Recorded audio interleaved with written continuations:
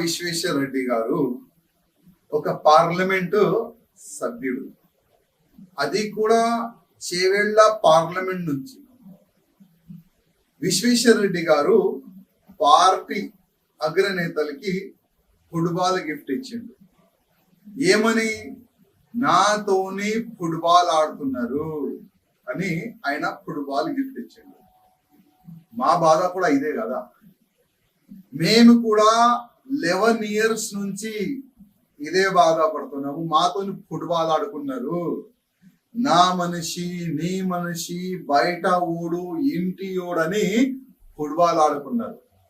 ఇవాళ విశ్వేశ్వర రెడ్డి గారు football gift ఇచ్చారు కదా, వచ్చే సమయంలో ఎమ్మెల్యేలు కూడా ఫుట్బాల్ గిఫ్ట్ ఇస్తారు, ఇంకా పార్లమెంట్ సభ్యులు కూడా ఫుట్బాల్ గిఫ్ట్ ఇస్తారు.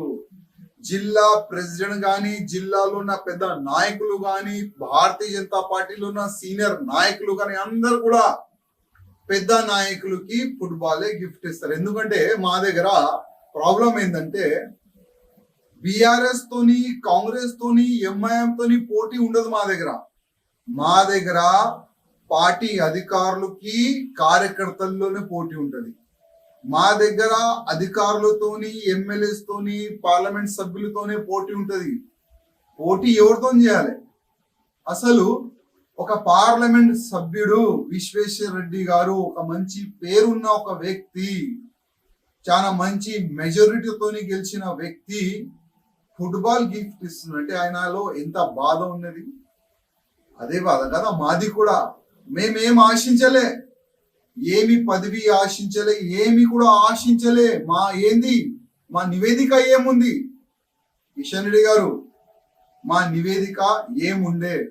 మా జిల్లాకి ఫ్రీ చెయ్యండి, మా కాన్స్టిట్యున్సీకి ఫ్రీ చెయ్యండి, మా కాన్స్టిట్యున్సీలో మీ వ్యక్తులు పని ఏమున్నది, మీ మనుషులు మొత్తం మా కాన్స్టిట్యున్సీలో పెట్టి ఎంత డిస్టర్బ్ చేసినారు ఇవాళ అందరికీ తెలుస్తున్నది. ఒకప్పుడు నా బాధ ఉండే, ఇప్పుడు విశ్వేశ్వర రెడ్డి గారు కూడా అదే బాధలు ఆయన ఫేస్ చేస్తుండ్రు. ఇంకా చాలా మంది ఎమ్మెల్యేస్ ఇట్లాంటి బాధలు ఫేస్ చేస్తున్నారు. చాలా మంది పార్లమెంట్ సభ్యులు ఇట్లాంటి బాధలు ఫేస్ చేస్తున్నారు. కానీ కొంతమంది వేరు చేసి బయట చెప్తున్నారు. కానీ చాలా మంది ఎమ్మెల్యేస్ గాని, ఎంపీస్ గాని, జిల్లా నాయకులు గాని, భారతీయ జనతా పార్టీ సీనియర్ నాయకులు గాని బాధలుంది కానీ చెప్పనికి వెనుక ముందు అవుతున్నారు. నేను మా కేంద్ర పెద్ద నాయకులకి రిక్వెస్ట్ చేస్తున్నా, కాపాడండి, తెలంగాణ బీజేపీని కాపాడండి. ఇవాళ నేను నిన్న మా రామచంద్ర అన్న గారిది ఒక స్టేట్మెంట్ చూసిన.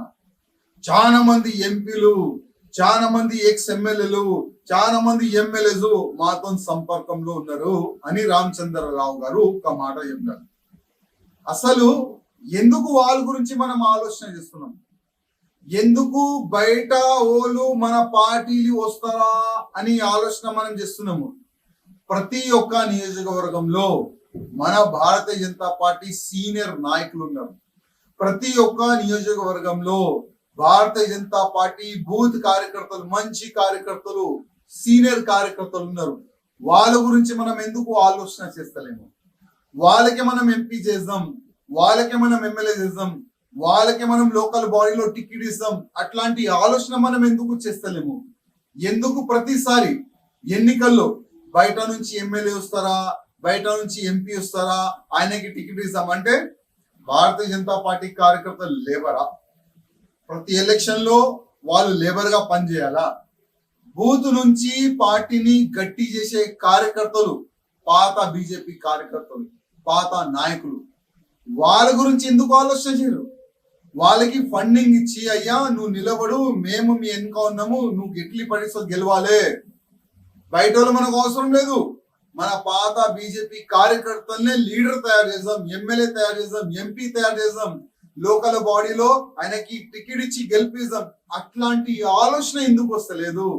అదే కదా రాజా సింగ్ చెప్పేది, అదే కదా పార్టీని కాపాడండి, మంచి పార్టీ, నెక్స్ట్ గవర్నమెంట్ వచ్చే బీజేపీ పార్టీ తెలంగాణలో.